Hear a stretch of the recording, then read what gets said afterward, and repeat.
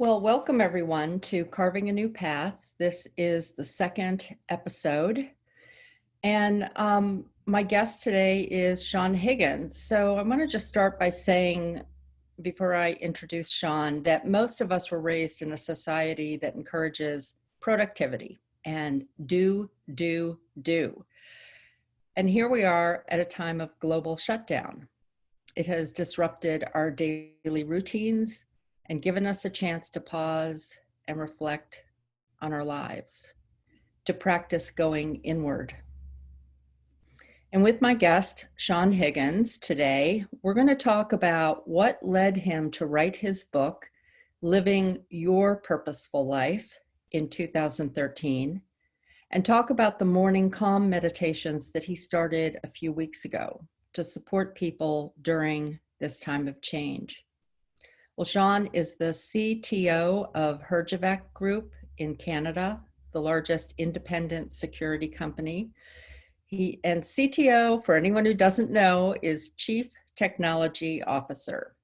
He is also a certified coach, and that's actually where Sean and I met. We met in the Awaken coaching program and formed a friendship that has been going on for over 10 years now. I just realized, how time flies. Well, welcome, Sean. Thanks, Andrea. Thanks for having me. Yeah, I'm so happy that you're here to have this conversation because it really is a time of, it's funny. I was watching somebody else doing a show, and although this is going to be an audio recording, it's also a video, and all of a sudden the cat jumped up and started drinking out of my water. It's like, okay, so much for that cup of water. But it just shows the kind of adjustment and disruption that, if someone has kids or animals at home, because although you've worked remotely from home at times, you are now full-time working remotely from home. And what kind of an adjustment has that been for you? Well, it's been a very interesting adjustment, because I actually started out 2 weeks before we were told we had to work from home because I had a cough, and then, we're starting to get all that nervousness around COVID-19, and I figured having a cough in the office, people would just go nuts, so I just stayed at home and started then. I think one of the biggest adjustments that I've done is I make sure at the beginning and end of every day, I go for a walk. First off, because I love being in nature. And second off, it kind of helps me separate the start of business and the end of business from the rest of everything else. Because I used to have a drive to work, and now I got no drive. So that's my drive time. So that's been the biggest adjustment that I've made, because I found, I was finding that at the end of the day, when I wasn't doing that, I was just exhausted, really just worn down. And now I get to the end of the day, somewhere between 4 and 6, and I go for my nice long walk, and I'm a little bit more invigorated after that business day. Well, thank you for sharing that. I love that because I think that is part of what we're all trying to figure out, right? Like, what is our new routine, and having some sort of structure that sets boundaries to the day.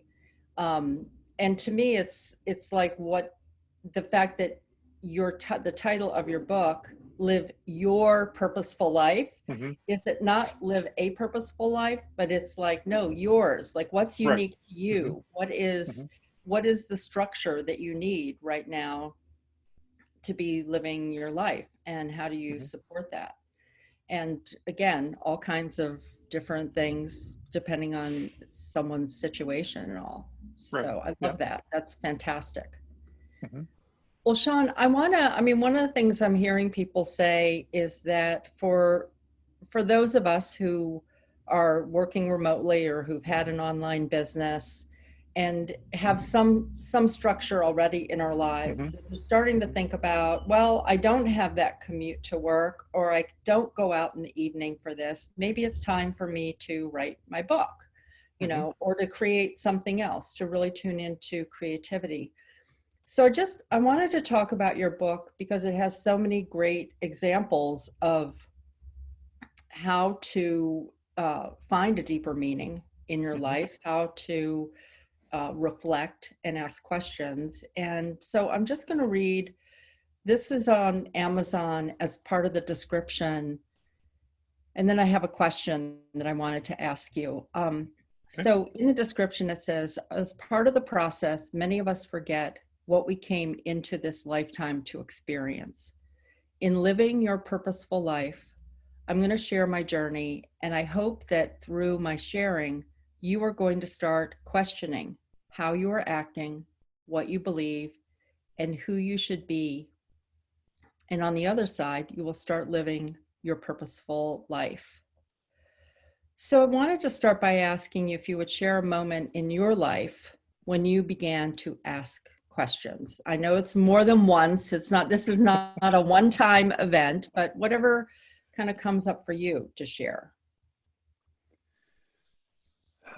Boy, there are so many different times. I think that I've always been a curious person. So asking to try and understand what's going on, how things work has always been a of, part of me, being curious and trying things. I think one of the times, and so just a little bit of history about the Herjavec Group. The Herjavec Group was founded by three people. Robert Herjavec, so you've seen Shark Tank, he's the nice shark. Mm-hmm. George Frempong and myself. Okay, the three of us started this company in 2003. Um, Robert's first company lasted 8 years. So at about 6 or 7 years into the company, I started going to myself and saying, okay, we're at 6 or 7 years in. Robert may sell this company at any time, which he hasn't now. We're at 17. But at that time, I was like, what am I going to do after this is done? Mm. Because I was not looking at going back in and doing the same thing. Not that I don't like what I'm doing. I love what I'm doing most of the time. But it was looking at it and saying, what would that next chapter be? And that is when I started looking at coaching programs because I really liked talking to people, helping people out, listening to them. And I said, a coach, that's a perfect segue. So I took one coaching program with Christy Whitman. And as that one was wrapping up, I learned a lot from that program, but I also knew that I hadn't really grown enough to become that coach that I wanted to be. And that's when I came across the Awaken coaching program that you and I took in Mm-hmm. 2010. So that was just one of many times where I was sitting down saying, what am I going to do next? Mm-hmm. Well, one thing that you just said was that you knew you hadn't grown enough, or you knew Mm-hmm. that you needed more. What was an indication of that for you? Can you talk about it as a feeling or something that happened that you thought, I need more practice or I need more instruction? What was that? I just feel like if we can unravel Mm-hmm. this a little bit more, it may help people to reflect on something that's going on in their lives. Yeah, when I finished Christy Whitman's program, I felt I had the tools, but I didn't have the uh, hmm, I didn't feel I was ready to be a coach to really help people. Mm-hmm. I had all these tools, but I didn't understand them enough to be able to help somebody. And then, because it didn't feel different and I felt there was something different that I needed to learn. And again, there was also a feeling of that's not enough for me to help people. Mm. And when I came along to the Awaken coaching program, it was about reading energy. And I had no idea about anything about reading energy. And I remember the first weekend we had with it where, we were sitting there and David's going in, well, the energy does this and energy does that. And I'm like, oh, this is cool. This is all great. Good knowledge. And then he says, okay, turn to the person next to you and read their energy. We had 4 minutes. I said 5 words, and laughed for the other 3 minutes and 55 seconds. Mm-hmm. And at the end of that, and luckily it was near the end of that day, I was like, I'm never coming back. I can't do this. Luckily I pulled myself up and, and jumped in, and, after in the second day, it was a totally different experience for me, but that really got me going into that space. Why do you think that you laughed during that time? Instead, it's like, okay, 5 words and then laughter. What was it about? Like, where was the laughter coming from, do you think? The laughter was coming from, and I guess if I look back at it, laughter is me. I like to laugh a lot of times. Yes, you do. And I think the other part of it was, if I look at compared to the first day to the second day, I laughed a lot in the second day too, but I gave myself permission to believe what I was receiving. Mm-hmm. If I look back at that first reading, I received a lot of information, but was too afraid to trust it. Mm-hmm. I mean, in day 2, this is how crazy it got for me.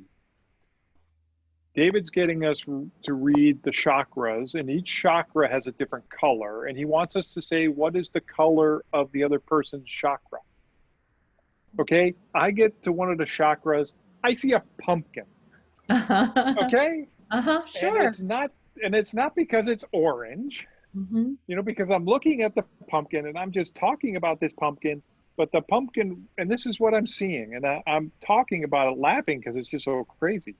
The pumpkin rotates, and the pumpkin has this opening, welcoming smile. Mm. And I described that to the person I was sitting across from, and they said, wow, you really described me in that description. Wow, what great reinforcement. And I feel like also in between the layers of what you're sharing is that it's a reminder for all of us that when we try something new, Mm-hmm. and there may be right now that someone they've either lost their job or they're working at home, Mm-hmm. and it's like, this is new. I mean, I've seen people struggling with Zoom. What is this Mm-hmm. thing? Wait, oh, maybe there's something good about connecting with people through the Mm-hmm. computer. Yep. There've been resistance before and everything else. And so, as you were speaking, I was really feeling that kind of discomfort where it's Mm-hmm. like, wait, I'm experiencing something new, but whoa, this is strange, or I don't have a place to land with this. Mm-hmm. I mean, I remember that when you were talking about the laughter, it made me think of when I would go to the doctor with my daughters when they were really little, and the doctor would be about to give them a shot. And sometimes I'd start giggling, but I Mm-hmm. wasn't laughing at them. It was the discomfort of what was about to Mm-hmm. happen that created this spontaneous laughter. Mm-hmm. And the other thing is that how in this society of productivity and do, you're in a field that is based a lot on thinking and Mm-hmm. logic and your intellect and everything. Yeah. And Mm-hmm. here you were feeling Mm-hmm. things, Yeah. so I love how you said, you just gave yourself permission. And Mm-hmm. sometimes that's the place, like, give yourself permission that I don't know what I'm doing, but I'm going to try something here. And maybe Mm-hmm. I'll look foolish, but I'm going to just give myself permission to go for the experience of Right. what that is. Mm-hmm. Mm-hmm. I wanted to ask you about okay, so I want to tie this together, because the thing that's coming up for me is, what was the impetus for writing your book? Mm-hmm. And I would like to hear what you have to share. And I also want to say to the listeners that there is another level of vulnerability of Mm-hmm. writing a book and putting your words out there, or writing a blog. And so that same thing that you were describing about kind of like, okay, I see something, but now I'm laughing because of the Hmm. discomfort, the vulnerability of that. Hmm. And so writing a book and or creating something new is that there's a level of vulnerability. So Hmm. what was the impetus for you in writing your book? Well, again, going back to Awaken, um, during part of that, we did take a look at your vision. What is in it for you? Where are you going? And the first thing that came to me was a book. I was to write a book. Mhm. And I've been a journal writer for many years. I've got boxes full of journals in the basement. I've just been writing a long time. I wouldn't say I did it all the time, but I find that writing for me gives me a way to see clarity in my thoughts. If I'm going through a struggle, I can write about it. And, you know, I find that I complain a little bit, but it's really about, okay, how should I deal with this within me? So I started writing a book at that time, and I think I put it aside because it didn't feel like it was the time. And then I got to another point where, okay, it's time. It's time to write that book. And as I'm looking at it, it seems to be like a cycle of that's the next step for me. Mhm, mhm, I completed that book. I felt like, okay, I've taken the step to get myself to the next phase of my life. mhm, Um, because, one thing I want to say here is that, it's, it wasn't a goal, it was a phase. I think that we get too hooked on, you got to get this goal, you got to make this much money, you got to do this, you got to do that, got to do that. All these things are just mile markers on the road of life. It's a journey. And the only time you stop is when you don't get up the next morning. That's it, you're done. And the life is over.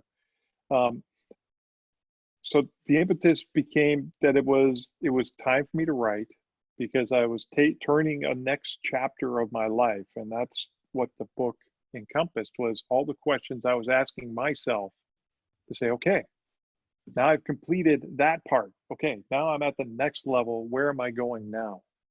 And mhm. continue to grow from there.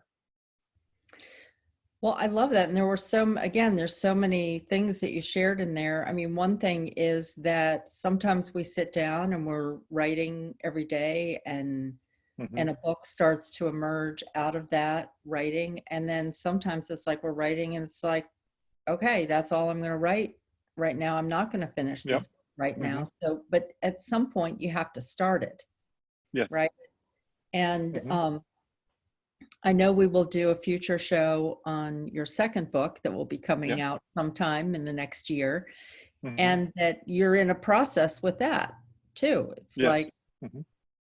daily writing, just to Hmm. write and see what comes up. Do you have any words that you want to say about the process that you're in with your second book? I think that the big thing is, again, it's again turning another page in my life. Mm-hmm. This book feels like a uh, another major step in my life to get to the next, I don't know, I'll call it level for lack of a better term, Uh-huh. but it's just getting to that next phase. And this is really just helping me get to that point. And when I sit down to write, sometimes it's just, okay, here's what happened yesterday. Mm-hmm. Here's how I feel about it. Here's how I reacted to it. Oh, maybe I should have done it differently or done this or that. Sometimes it's just that, and that's all that comes out. And then sometimes I sit down and I start and I finish and I have no idea how I got from the beginning to the end because it just kind of flows. I was writing I think I shared with you a week or so ago what I think is the introduction to my next book. Yes, You and I know, agree. I agree. It is. Yeah. and when I sat down, it just like, hmm, I think I put the title of introduction and then I just wrote. Yes, I edited a little bit, but it was just like start to finish, and it's like, whew, okay, I I, I finished. I feel complete. I feel that I just dumped whatever was in the space at that time. Mhm. So, Well, and I want to say also that when you sent that to me and I read it, I was also aware that that came out of, I'll just say, a year of writing and reflecting and mhm, processing, and I think yeah, the other pieces are going to come out of that year also, and that this whole idea of what's happening to all of us in the world that's kind of stopped as an opportunity to look and reflect and process mhm, is that you were doing that a year ago with just really looking deeply at your day-to-day thoughts, your day-to-day feelings, your day-to-day um, coffee shop. It's like a conversation here or there, mhm, and so when that just kind of flowed out of you, mhm, it came out of something that you had really been processing and mhm, thinking about and feeling. mhm, And so I just want to say that for listeners mhm, too, because I think sometimes those moments where things do come together, that mhm, we forget or we don't talk about how actually it felt like nothing, or I felt bored, or it's like I felt empty, or yeah, I had an occasional aha that was mhm, there and yeah, everything. And I also feel like I want to shift to your morning calm meditation mhm, and highlight that for people, because it was one of those things that just kind of came for you as an offering. So, first, if you could just share, when did you first start meditating, and tell us a little bit about that experience for you? So I think I really, if you want to call it meditation, I really started during Awaken, Mm-hmm. because that's when I really got introduced to it. I had dabbled with it, basically doing guided meditations before that. Um, but it really became a practice for me during Awaken. And, it's been an interesting journey for me. For me, my meditation style is I'll put on some relaxing music and I'll just sit. And usually when I sit down, I say, how long am I going to sit here for? And I usually close my eyes at that point, and not that my mind doesn't wander all over the place. It does at times. Um, but I just kind of gently just bring it back. And if I have to, I just fall into the music and just follow the notes for times and just breathe. And usually at some point I say, okay. And I open my eyes, and most of the time it's pretty close to the time I set. So I got an interesting story. I was going to the gym for a while, and I would go to the gym, I would do my workout, and then I'd find a quiet space, and I would just sit there as part of my cool off. I would meditate. I just sat down, turned on the music, closed my eyes, and it's just a corner of the gym. People were still walking by, but that's what I did. I did my meditation there before I jumped in the shower and then off to work. I remember one day a woman walks by as I was gathering my things together. She goes, "You're Mr. Calm." I'm like, okay, thank you. I mean, I was doing this meditation for me, but I guess it was having an effect on other people too. So Yes. I was grateful for that. So, Well, and I feel like that is I love that story. And I love it on so many levels. But one thing I want to highlight for anyone who's listening is that, mhm, the, what you're doing for yourself, mhm, meditating, writing, whatever your practice is, mhm, that's actually rippling out into the mhm, world, that your presence is what you're really cultivating, what you're really acknowledging there. And so Because I would imagine, Sean, and knowing you, that because of that over 10 years of meditating, that when you are in a room that people feel that calm, even if you aren't speaking it, even if you're talking about how the product is working, and how things are going in the office. And I feel like that's, so for anyone who's looking for, well, what can I be doing during this time, or how can I make a difference in the world? Meditate,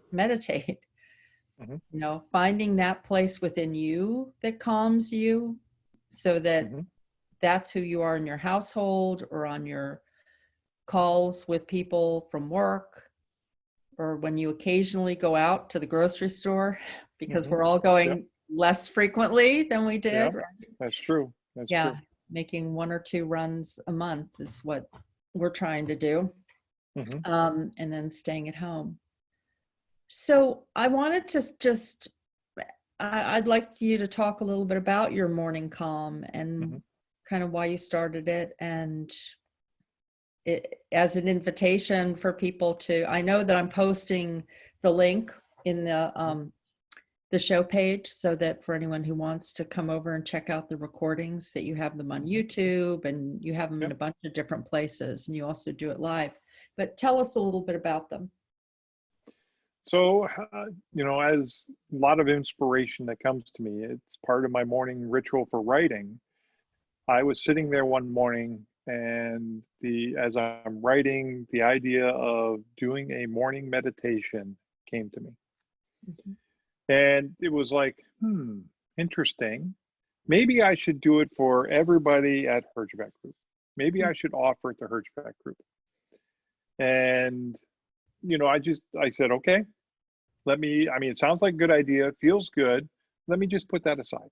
I finished up my writing for the day, contemplating that and just kind of sitting with it. And the next day, I sat down and wrote again and started thinking more about morning calm. And I got from that it is more than just for Herjavec Group. So, and what I got from it is, just a 10 to 15 minute guided meditation that I do live every Monday to Friday at 8:30 a.m. Eastern Daylight Time. And then I make the recording available for people who can't listen at that time, or, want to listen later. That's fine. And, I have really, people ask me, so how many people are listening to it? I says, I have no idea. I look at the YouTube numbers, but they're single digits kind of thing. But I'm always surprised at the number of people who have said something to me about morning calm. One of my new rituals, I walk at the end of the day, and when I used to drive home from work, I would call people, usually my close family and a couple other friends, for that drive home. Now I'm calling people on my walk in the afternoon. And I've just expanded that group to say, okay, who haven't I talked to in a while? And I called an ex-roommate of mine, from university. And, we were chatting and things, how's things going, blah, blah, blah. And then he goes, hey, thank you for that meditation. And I was just like, whew. Well, first off, I'm scared because now somebody sees me doing the meditation. Right. The vulnerability. But two, somebody was getting something out of it. And I've had several different, as a matter of fact, I had one today because I posted on my social media feeds. One of them is LinkedIn, and somebody commented on my post, thank you for this meditation. And I was like, I don't even know who that person is. And they're getting it because I don't think they were associated to me through LinkedIn, and they were happy with it. So it's, just realistically, I'm doing it for myself because it helps me get grounded and centered. And if it helps one other person, great. And I think I'm hoping that it's helping more than one person, but those thanks that I get from people are just, it's just like, oh, wow, nice. Well, and I think it's also a reminder that, you know, we kind of look at the numbers to see how many people were, I mean, I look Hmm. at numbers to see how many people are, is anyone listening? Do I want to Hmm. be keep doing this? Is it serving anyone? But I think it's a reminder also that someone might come to your Monday meditation and then the Hmm. rest of the week they're doing it on their own. Yeah.